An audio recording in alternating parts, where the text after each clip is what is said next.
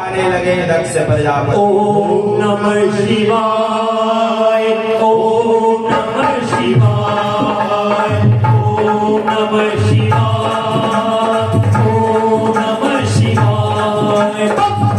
बोले बम बोले बम बोले बम बोले बम बोले बोले बम बम बोले बम बोले बम बोले बम बोले बम बम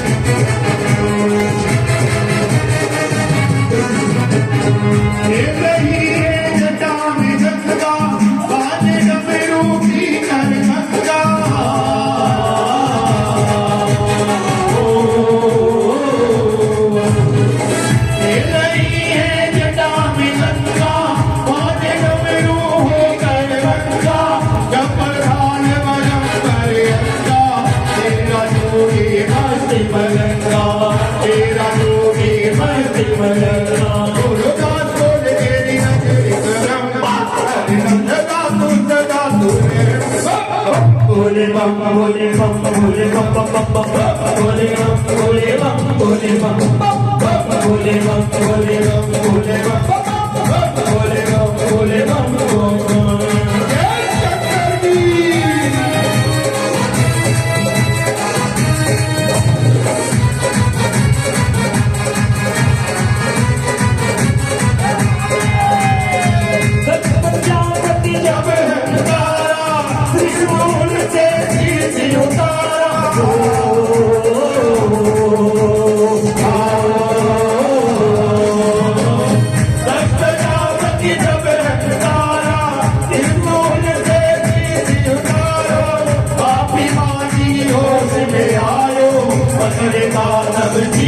लगायो पकड़े का तब चीज लगायो आलो तोड़ बोले बाबा भर दर्शन बछड़े मुकदे जो बोला बम बोले बम बोले बम बोले बम बोले बम बोले बम। आनी जरा आवाज निकालिए आप सभी।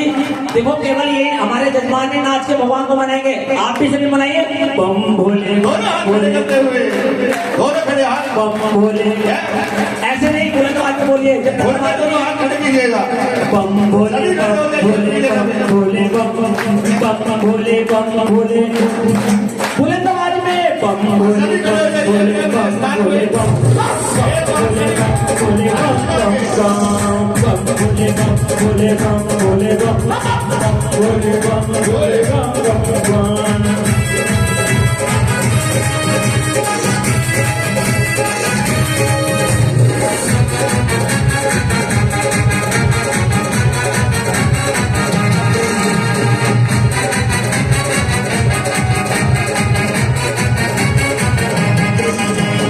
योगी कभी भोगी कभी बाल ब्रह्मचारी कभी आदिदेव महादेव की पुरारी महादेव की पुरारी कभी शंकर कभी शंभु कभी भोले भंडारी नाम है कोई घर बलिहारी तेरे नाम बलिहारी तेरे नाम बलिहारी शिव का नाम हो श्याम हो शिव का नाम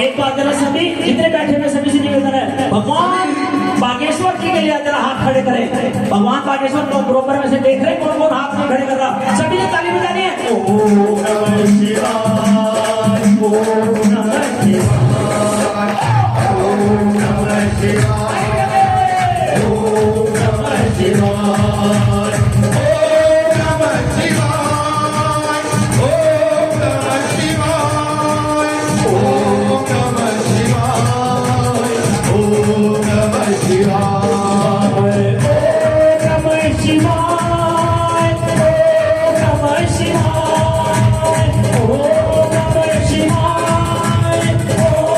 नमः शिवाय, ओम नमः शिवाय, ओम नमः शिवाय। बोलो बागेश्वर महादेव की, श्रीमद् भागवत पुराण की जय मारा वीर बजरंगे। हर हर महादेव। ऐसे नहीं बुलंद आवाज में जय मारा वीर बजरंगे। आइए सदगुरुदेव भगवान आगे की कथा आप सभी को अमृत रस पान कराएंगे। जय जय श्री राम, जय जय श्री राम, जय जय श्री राम श्याम। ऐसे भोलेनाथ जब करुणा करते हैं तो उनकी कोई सीमा ही नहीं। ऐसे ही सर्वश्रेष्ठ भगवान श्री भोलेनाथ जी के चरणों में आप कथा का रसस्वादन कर रहे हैं। भगवान श्री भोलेनाथ जी के परमाराध्य भगवान श्री हरि राम हैं और उनके ही स्वरूप भगवान श्री कृष्ण की कथा बाबा बागेश्वर के चरणों में जब मिल रही है तो इससे सौभाग्य की बात क्या है। और भगवान श्री भोलेनाथ जी के चरणों में सभी देवी देवता नमन प्रणाम करते हुए कहने लगे, हे भोलेनाथ, जो गलती सलती हो गई क्षमा याचना करना और हमारे प्रभु के और हमारे परिवार में और हमारे जो भक्तजन यहाँ उपस्थित है, हे भोलेनाथ श्री बाबा बागेश्वर सबकी मनोकामना पूर्ण करना। और जैसे ही भोलेनाथ भगवान विष्णु के पूजा करते करते जो श्वेत भी नीले हो गए और जो भोलेनाथ बिल्कुल कर्पूर की तरह जो गोरे थे, अपने प्रभु के जब पूजा पाठ से एकदम नील वर्ण हो गए। इसीलिए कहा गया है कर्पूर गौरम करुणावतारम संसार सारम भुजगेन्द्रहारम सदा वसन्तम हृदयारविन्दे भवं भवानी सहितं नमामि। भोलेनाथ जी के चरणों में वंदन। और भगवान श्री हरि कैसे लग रहे हैं? नील सरोरुह नीलमणि नील नीरदन श्याम लाजहि तन शोभा नीरकी कोटि कोटि शतका कोटि कोटि शतका। नील सरोरुह नीलमणि नील निर्धर श्याम लाजहि तन शोभा निरखी कोटि कोटि शतका। ऐसे परमानंद भगवान के चरणों में नमन करते हुए आगे की कथा की ओर प्रस्थान करते हैं। ध्रुव चरित्र की ओर। ध्रुव जो भक्त शिरोमणि, ध्रुव की जब धराधाम में आने के बारे में परीक्षित ने पूछा कि ध्रुव की कथा भक्तों में श्रेष्ठ क्यों मानी गई, वो भी हमें बताइए। तो तुरंत कथा प्रारंभ करते हुए कहते हैं, श्री सुखदेव जी महाराज उत्तानपादस्य सुनीति सुरुचिस्तयो सुरुचि प्रेम पत्न्या तेतरायत सुतो ध्रुवा। एक राजा हुए हैं उत्तानपाद। उत्तानोपात का मतलब होता है जब मानव माँ के गर्भ में रहता है तो ये हमारे जो पैर ऊपर और सिर नीचे होता है। इसीलिए केवल उत्तानोपात राजा नहीं है, हर मानव उत्तानोपात ही है, पर वो कर्म से श्रेष्ठ है और कर्म से ही पतित है। जिसने जैसा जैसा कर्म किया है वही अनुसार धराधाम में आता है। और देखो उत्तानोपात की 2 पत्नियां हैं, एक है सुनीति, दूसरे का नाम है सुरुचि। अब 2 पत्नियां हैं, एक सुनीति और दूसरी सुरुचि। अब देखो जब हमारा ये दिमाग है ना वही उत्तानोपात है, और जो हमारी स्वार्थ अनुसार जो कार्य हम कर रहे हैं वह सुरुचि, और जो धर्म अनुसार हम किसको बात बताते कहते हैं कि ना ना हमारे ऐसा नहीं होता, वह नीति रहित है। जहां सुनीति की अनुसार चलेंगे तो धर्म श्रेष्ठ रहेगा, और सुरुचि के रुचि माने सो अपनी इच्छा से चलोगे तो दलदल में फंस जाओगे। सुनीति के घर जन्म होता है किनका? ध्रुव का, और रुचि के घर जन्म हुआ उत्तानोपात का। एक दिन की बात है, ध्रुव को पता चला मेरे पिताजी राजा हैं। तुरंत ध्रुव जी महाराज वहां गए अपने पिताजी के कोख में बैठने के लिए। तो जैसे ही वह घर में हमारे मन में सुरुचि का प्रकट हो जाता है तो हम सुनीति को किनारे कर देते हैं। जैसे ही उत्तानोपात की शादी सुरुचि के साथ हुई तो सुनीति को घर से निकालकर बाहर कहीं ग्राम में रख दिया। बच्चों को पता चला, ध्रुव जी महाराज जी जब छोटे से थे पूछने लगे मेरे पिताजी कहाँ हैं। अब वो माँ क्या बताएगी कि पिताजी ने तो घर से ही निकाल दिया, क्या किया जाए। पर बालकों ने कहा वह तुम्हारे पिताजी राजा हैं। बालक खेलते कूदते वहां गए तो अपने पिताजी के कोख में बैठना ही चाहा। उस समय वहां सुरुचि थी और सुरुचि ने देखा ध्रुव जी महाराज वह अपने पिता की गोदी में जाकर बैठे। तुरंत उसे गुस्सा आया और वो सुरुचि कहने लगी, अरे तुम्हारी बस की बात नहीं इस गद्दी में बैठना। इस गद्दी में केवल मेरा ही पुत्र बैठेगा और मेरे कोख से जो जन्म लेगा वही बैठेगा। तुम्हारी बस की बात नहीं। उसे बालक को और उसके कोख से उठाकर नीचे जमीन पे पटक दिया। ध्रुव जी महाराज मन में सोचने लगे, दावाग्नि जल लगी, मेरी माँ वहाँ है और मैं अपने पिता के गोदी में नहीं बैठ सकता। ऐसा मैंने कौन सा अपराध किया है और मैंने अब मुझे क्या करना चाहिए। रोते रोते बिलखते माँ के पास गए। माँ सुनीति ने कहा, बेटा उसने सुरुचि ने सही तो कहा, जब तक भगवान की कृपा न होगी, भगवान का आशीर्वाद न होगा तो उस गद्दी में नहीं बैठ सकते। देखो सुनीति, जिस माँ ने बच्चे को धमकाया और नीचे घेर लिया फिर भी माँ समझा रही है वो तुम्हारी छोटी माँ है। उसने जो भी किया है अच्छा किया है, उसने सही कहा है कि बिना भगवान की कृपा कुछ भी नहीं होता, इसलिए भगवान को पाना जरूरी है। तो तुरंत ध्रुव जी महाराज जी कहते हैं, माँ यदि भगवान को पाना जरूरी है वह भगवान कहाँ रहते हैं, वह कौन सा उनका स्थान है, मुझे बता दो। तब साराध्य पुरुषम तस्यैव मानो गर्भेण मे वचा गर्भे त्वां साधयानम् इदिक्षेसे विपासनम्। ध्रुव जी महाराज कहने लगे, माँ बताओ वो भगवान कहाँ हैं, उन्हें मैं पाना ही चाहूंगा और ये गद्दी अवश्य में हासिल करके ही रखूंगा और ये गद्दी अवश्य मुझे चाहिए ही। जिस मार सौतेली ने मुझे धक्का मार के नीचे पटक दिया और भगवान के लिए अब मैं भगवान से जाकर पूछूंगा मेरा दोष क्या है। ध्रुव जी महाराज जी के मन में दावाग्नि जलते ही रही। मनी मन सोचते सोचते बालक बढ़े ही वह आनंद मग्न होने लगे।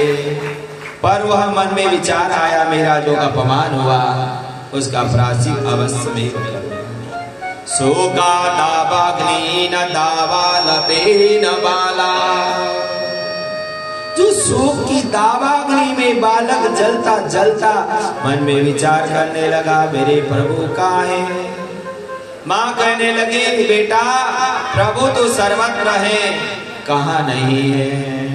हरि व्यापक सर्वत्र समाना, हरि व्यापक सर्वत्र समाना, हरि व्यापक सर्वत्र समाना, हरि व्यापक सर्वत्र समाना। प्रेम ते प्रगट होए मैं जाना, प्रेम से प्रगट होई मैं जाना। हरि व्यापक सर्वत्र समाना, हरि व्यापक सर्वत्र समाना। प्रेम में प्रगट होए ते मैं जाना, प्रेम से प्रगट होई मैं जाना। प्रेम में प्रगट होए ते मैं जाना, प्रेम से प्रगट होई मैं जाना। प्रेम में प्रगट होते मैं जाना। कहा है कि हरि सर्वत्र रहते हैं, हरि कहाँ नहीं, हर लता गुल्म वृक्ष आदि हर क्षेत्र प्रभु रहते, इसलिए कहा गया है ईशावास्यमिदं सर्वं यद् किंचित् जगतं जगत्या। पर भगवान सर्वत्र रहते हैं, दिखते क्यों नहीं है। दिखेंगे कब, जब तुम्हारी अंतरात्मा में भगवान की कृपा होगी। कथा रूपी वहाँ अमृत को जब तक नहीं पियोगे, संत महात्मा का जब तक दर्शन नहीं होगा। इसीलिए कहा गया है, बिनु हरि कृपा मिलई नहीं संता। जब तक श्री हरि की कृपा न होगी और आशीर्वाद न होगा, संत का मिलना ही असंभव है। इसीलिए भगवान श्री हरि को पाना तो सभी चाहते हैं, पर वह पाने के लिए वह इतना प्रयत्न विधि पूर्वक नहीं करते। इस प्रकार श्री प्रहलाद जो ध्रुव जी महाराज भगवान जी का ध्यान लगाते लगाते चले जा रहे हैं, चले जा रहे हैं। एक जगह भगवान श्री हरि प्रकट हो गए। ध्रुव जी महाराज जी से कहने लगे, कहाँ जा रहे हो। नारद मुनि ने कह दिया, बेटा तुम्हारी इतनी छोटी उम्र है और तुम अभी कहाँ जब के लिए जा रहे हो। जंगल में बाघ भालू शेर है और तुम्हें काट लेंगे और तुम्हें खा लेंगे। जंगल में तुम्हें जाना ही नहीं चाहिए और अपने घर की ओर लौट जाओ। जब बार बार कहने लगे घर की ओर लौट जाओ, तो कहने लगे जब तक भगवान श्री हरि नहीं मिलेंगे अवश्य मेवा में घर जाने वाला नहीं। नारद जी ने विचार किया, इनकी दृढ़ विश्वास है, ये भगवान को पाने के लिए ही चल पड़े हैं, ऐसे लोभ लालच से घर न जाने वाले। तुरंत कहने लगे, मैं तो अवश्य मेवा जाऊंगा, बताओ भगवान कहाँ है। नारद जी कहने लगे, मधुबन वृंदावन की ओर जाओ, वहीं भगवान श्री हरि मिलेंगे। गच्छतात भद्रं ते यमुनायाः तटं शुचि, पुण्यम मधुवनम तत्र सान्निध्यं नित्यदा हरि। ततात गच्छ भद्रं ते यमुनायाः तटं शुचि, पुण्यम मधुवनम तत्र सान्निध्यं नित्यदा हरि। भगवान श्री हरि वृंदावन वास के ही पास जाओ, वहीं भगवान मिलेंगे, नहीं तो कहीं नहीं मिलेंगे। इस प्रकार जैसे ही वहां गए तो वहां भगवान श्री हरि मिले, भगवान में आनंद मग्न रहे। भगवान की कृपा हो गई, भगवान के वहाँ समाधिस्थ हो गए। और जैसे ही भगवान श्री हरि के वहाँ ध्यान मग्न होकर चरणों में बैठकर समाधिस्थ हो गई। चारों तरफ धराधाम में जब उन्होंने अनेक प्रकार के तप के द्वारा और वायु वेग को बंद कर दिया, तो वह मनी मन भगवान श्री हरि को वंदन करते कहने लगे, हे प्रभु मेरे यहाँ मनोकामना कैसे पूर्ण करें। भगवान श्री हरि तो जो चाहे सो कर सकते हैं। भगवान चाहे तो लंगड़े को चला सकते हैं, गूंगे को बुला सकते हैं, और जो पापी को भी वह परम पावन बना सकते। इसीलिए कहा गया है, मुखम करोति वाचालं पंगुलंघयते गिरिम यद कृपातमं वंदे परमानंद माधवम्। इस प्रकार वह भगवान श्री हरि के चरणों में जाकर ध्यान लगाने लगे। ध्रुव जी महाराज समाधिस्थ हो गए, भगवान के वह मनोहर छवि को निहारते हुए। ध्रुव ने भगवान श्री हरि को पाने के लिए माँ का अपमान को झेलते हुए, गलानी के कारण भी वह भगवान पाने के लिए गए। सौतेली माँ ने अपमान किया और उन्हें भी भगवान मिले। इसलिए कहा गया, ध्रुव सगलानी जपे हरि नाम, ध्रुव सगलानी जपे हरि नाम, ध्रुव सगलानी जपे हरि नाम, ध्रुव सगलानी जपे हरि नाम। आपाओ अचल अनुपम ठाओ, आपाओ अचल अनुपम ठाओ, आयो अचल अनुपम ठाओ, ध्रुव सगलानी जपे हरि नाम, ध्रुव सगलानी जपे हरि नाम। श्री ध्रुव जी महाराज जी ने माँ की गलानी के कारण भी भगवान को जप किया तो भगवान की कृपा प्राप्त हो गई। ऐसे प्रभु को जो जैसे भी चाहे वैसे ही प्राप्त कर सकता है। ध्रुव जी भगवान का नाम जपते जपते जब आनंद मग्न हुए और भगवान की कृपा हो गई, अपने राज्य की ओर जब गए तो सौतेली माँ ने सबसे पहले वहाँ आरती लेकर खड़े हो गए और सभी ने वहाँ सम्मान किया। जो माँ कभी देखना भी नहीं चाहती थी, अपने पिता के गोदी में निकालकर जमीन पे पटक दी। आज जब भगवान श्री हरि की कृपा हो गई, वही सौतेली माँ सबसे आगे सम्मान करने के लिए खड़ी हो गई। जब भगवान की कृपा होगी, आपके दुश्मन भी आपके सामने नमन प्रणाम करेंगे। तब भगवान की कृपा हो जाए तो संपूर्ण संताप पाप कष्ट आदि का निवारण हो जाता है। और ध्रुव जी ने 36,000 वर्ष तक राज्य की है और उसके बाद वह भी परम पद धाम हो गए। और ध्रुव जी महाराज अब जाते जाते भगवान नाम को जपते जपते चले जा रहे हैं कि जब ध्रुव जी महाराज का जाने का समय हो गया, मृत्युदेव वहां पर खड़े हो गए और भगवान श्री हरि ने विमान भेज दिया और मृत्युदेव के सिर में पैर रखकर विमान में बैठकर ध्रुव जी आकाश की ओर चले जा रहे। क्या कहते हैं, कोई कहे गोविंद कोई कहे गोपाला, मैं तो कहूँ सावरिया बंसुरिया वाला, मैं तो कहूँ सावरिया बंसुरिया वाला। कोई कहे गोविंद कोई कहे गोपाला, कोई कहे गोविंद कोई कहे गोपाला, मैं तो कहूँ सावरिया बंसुरिया वाला, मैं तो कहूँ सावरिया बंसुरिया वाला।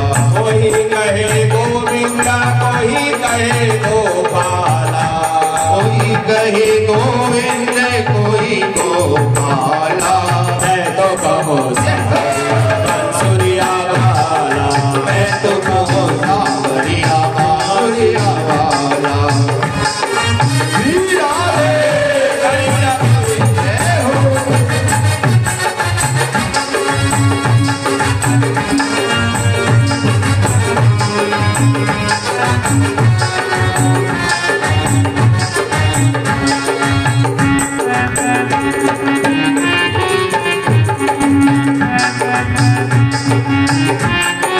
राधा ने श्याम कहा मीरा ने गिरिधर राधा ने श्याम कहा मीरा ने गिरिधर राधा ने श्याम कहा मीरा ने गिरिधर राधा ने श्याम कहा मीरा ने गिरिधर कृष्णा ने कृष्ण कहा पूजा रे नटवर कृष्णा ने कृष्ण कहा तू जाने नटवर कृष्णा ने कृष्ण कहा पूजा रे नटवर कृष्णा ने कृष्ण कहा तू जाने नटवर बालों ने तुमको पुकारा गोपाला बालों ने तुमको पुकारा गोपाला मैं तो कहूँ सावरिया बांसुरिया वाला मैं तो कहूँ सावरिया बांसुरिया वाला कोई कहे गोविंद कोई कहे गोपाल कोई कहे गोविंद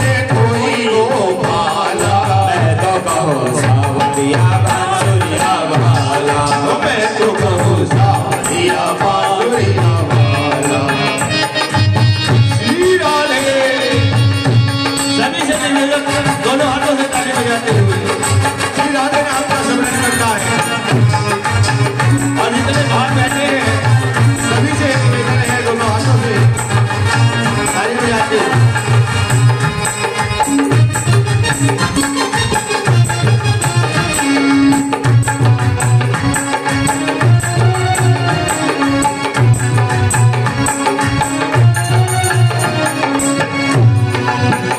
मैया तो कहते हैं सुनो कन्हैया मैया तू कहती है सुनो कन्हैया मैया तो कहते हैं सुनो कन्हैया मैया तो कहती है सुनो कन्हैया घनश्याम कहते हैं बलदाऊ भैया घनश्याम कहते हैं बलदाऊ भैया घनश्याम कहते हैं बलदाऊ भैया घनश्याम कहते हैं बलदाऊ भैया सूरा की आंखों के तुम हो उजाला आंखों पे तुम हो उजाला सूरा की आंखों के तुम हो उजाला सूरा की आंखों के तुम हो उजाला मैं तो कहूँ सावरिया बांसुरिया वाला मैं तो कहूँ सावरिया बांसुरिया वाला कोई कहे गोविंद कोई कहे गोपाला कहीं गोविंद कोई गोपाला मैं तो कहूँ सावरिया बांसुरिया वाला मैं तो कहूँ सावरिया बांसुरिया वाला श्री राधे सताने हरि बोल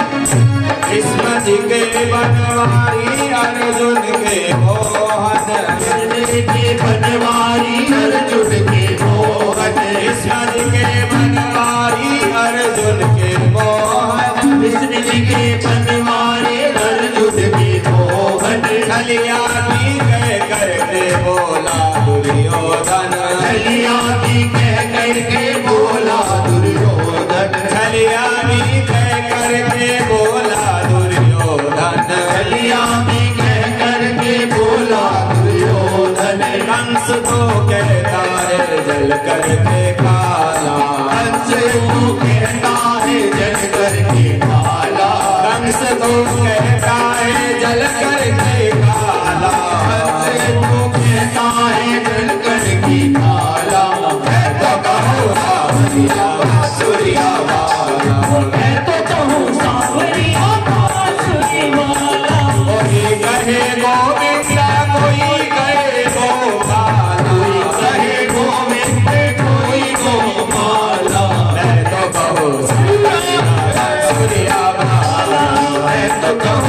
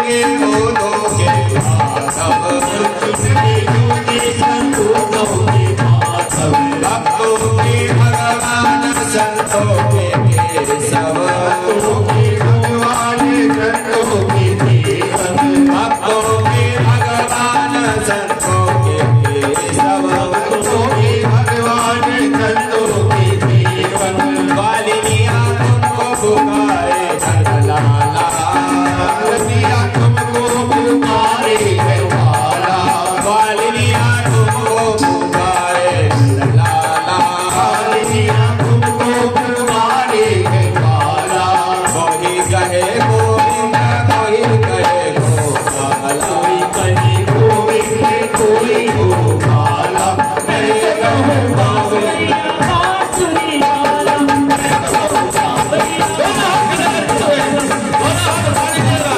आदि लगानी है राधा रानी के दरबार में दोनों हाथों को उठाकर बड़े प्रेम और भाव के साथ राधा रानी का जाप करेंगे। देखो सभी ने भगवान ने भी कुछ ना कुछ नाम से मनाया है, लेकिन आप भक्तों ने किस नाम से मनाया भगवान को? राधे राधे। किस नाम से? तो सभी बोलेंगे वृंदावन में राधे राधे वृंदावन में वृंदावन में राधे राधे। सुमनों में काली कृष्ण राधे राधे, नाचने की राधे राधे, ब्रह्मकुंड में राधे राधे, ब्रह्मकुंड में ईश्वर महादेव राधे राधे, राधा मनोजी कृष्ण दुलारी भक्तों की प्यारी, हम सबकी प्यारी, भक्तों की प्यारी नान कुमारी हमारी प्यारी, तुम्हारी प्यारी राधे राधे राधे राधे राधे राधे राधे राधे राधे राधे राधे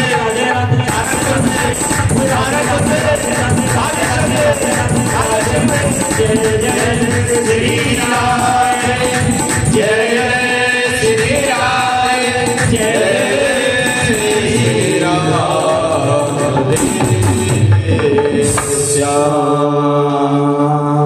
इस प्रकार श्री ध्रुव जी महाराज अपने परम धाम वैकुंठ की ओर प्रस्थान करते हैं और उन्हीं के अंग में अनेक राजा आदि होते हैं और उन्हीं के राज्य में एक राजा हुए अंग जिनका पुत्र हुआ बेन बड़े ही अशुभ और अपवित्र। राजा अंग बड़े ही विद्वान है, बड़े ही धर्मात्मा है, अपने प्रजा का पालन पोषण आदि करते तो है, पर उनके पुत्र ने अनेक प्रकार के अधर्म करने लगे। अंग जी महाराज परेशान होकर भाग गए, राज्य से गुफा में छुप गए और राजा बेन अनेक प्रकार के पाप कर्म में संलग्न रहने लगा। बल्यम्येन अधर्मेण धर्ममानिना ये विदितं पदे हित्वा जारं पपिमोपासते। राजा बेन कहने लगा कि जब राजा बन गया ये पूजा पाठ अनुष्ठान जब तब सब बंद कर दो, सब मेरी ही पूजा करो, मेरे ही पाठ करो। देखो ध्यान पूर्वक राजा को चयन करना चाहिए। यदि जिस देश का राजा धर्मात्मा धर्म मानने वाला हो, धर्म की पताका की ध्वजा चलती है, और जिस राजा अपराधी और पापी हो धर्म से रुकता है। जैसे आपने देखा होगा हमारे देश में जब से धर्मात्मा राजा का राज्याभिषेक हुआ, धर्म की कितनी प्रचार हो गई और कितने धर्म का संरक्षण हुआ, कितने धर्म मार्ग का उत्थान हुआ। और जो राम मंदिर 500 साल से कोई बना नहीं पाया, तो धर्मात्मा राजा को जब जनता ने सुना तब वह मंदिर बना है। इसीलिए ध्यान रखना चाहिए, धर्म का पालन करने, धर्मात्मा का चयन करना ही प्रजा का काम है। इसी प्रकार यहाँ बेन ने जब अधर्म पाप किया, ऋषि मुनि महात्मा ने उसे श्राप दे दिया और उसे भस्म कर दिया। अब देखने लगे राजा के राज्य में तो देश में कोई ना कोई राजा होना चाहिए। जब उस बेन का मंथन किया गया तो महाराज श्री पृथु जी महाराज जी प्रकट हो गए, जो शंख चक्र आदि लेकर धराधाम में आए।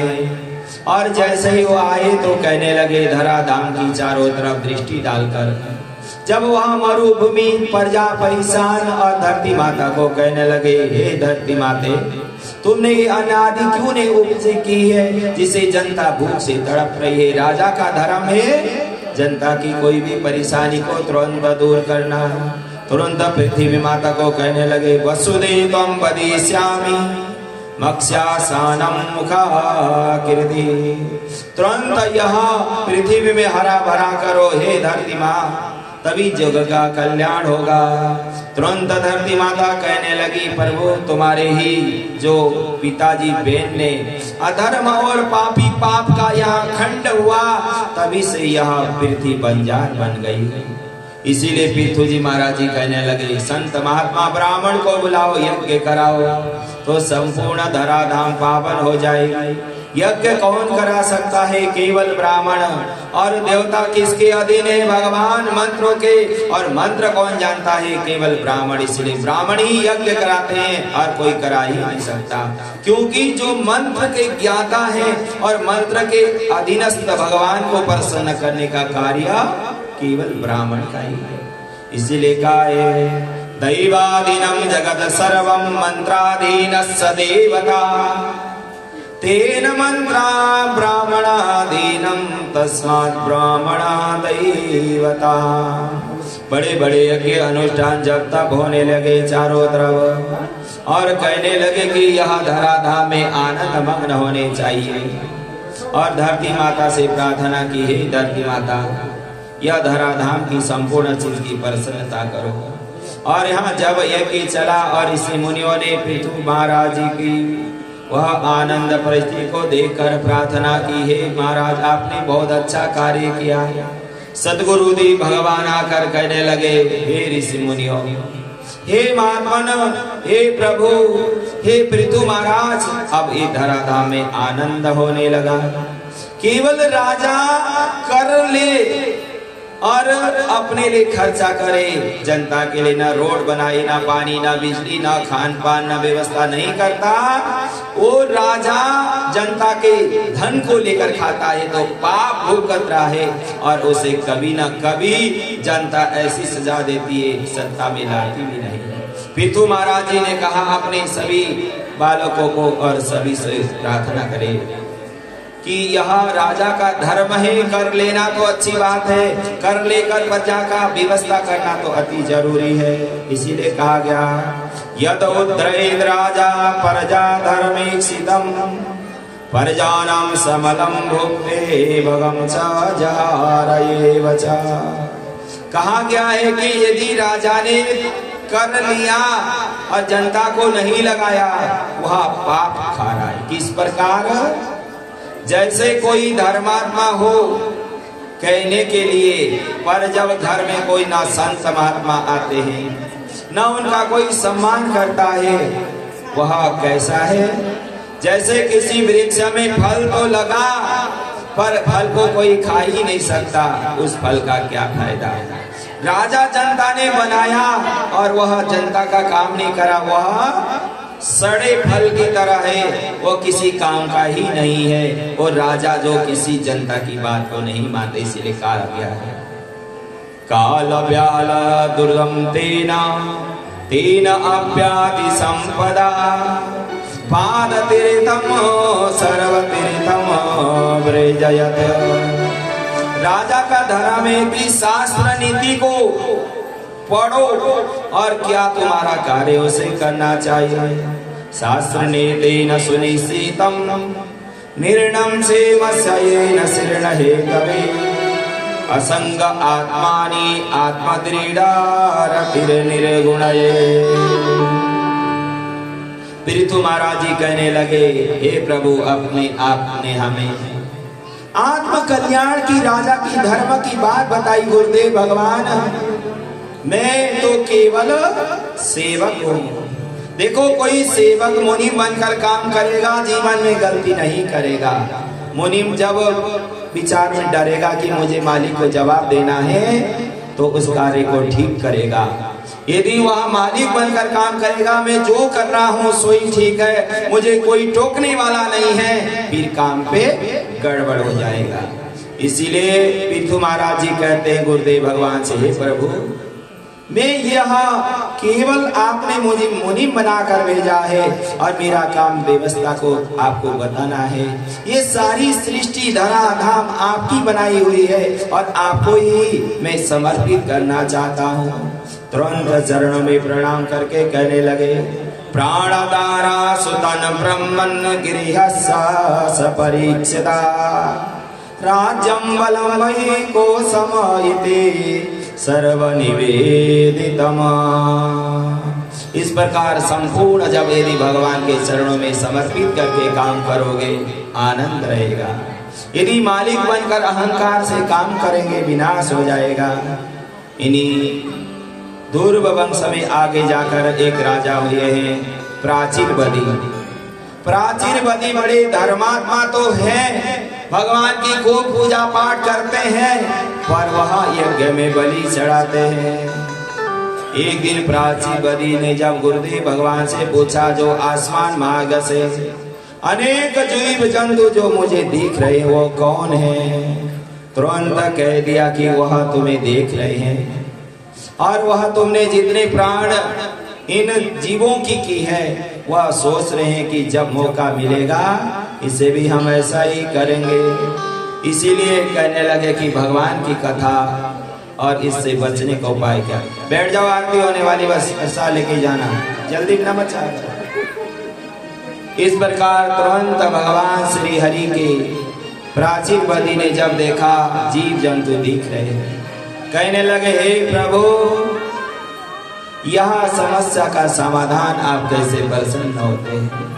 भगवान श्री हरि कहने लगे, राजन, जब आप किसी प्राणी के प्रति बिना दोष रहित सबको अपना समझो। यदि हमने अपने रिश्तेदार को गिरता पड़ता देखा तो उसका इलाज कराने के लिए डॉक्टर के पास ले गए। कोई अनजान को देखा सड़क में तड़प रहा है, क्या यह पुण्य है क्या? जब ये दोष मिट जाएगा और ये दोष से जब परे होगे तो जब संतुष्ट मन होगा तुम्हारे मन में छल कपट नहीं रहेगा। तो भगवान तुरंत प्रसन्न होते कैसे?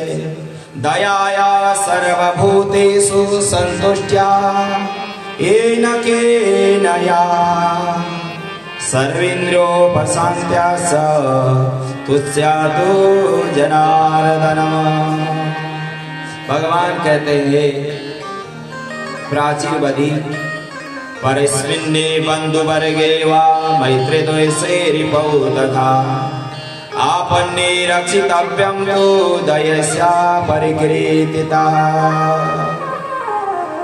सभी को अपना समझो और जीवन में यापन करो। जो भगवान ने दिया है उसे संतुष्ट रहो, वही धनवान है।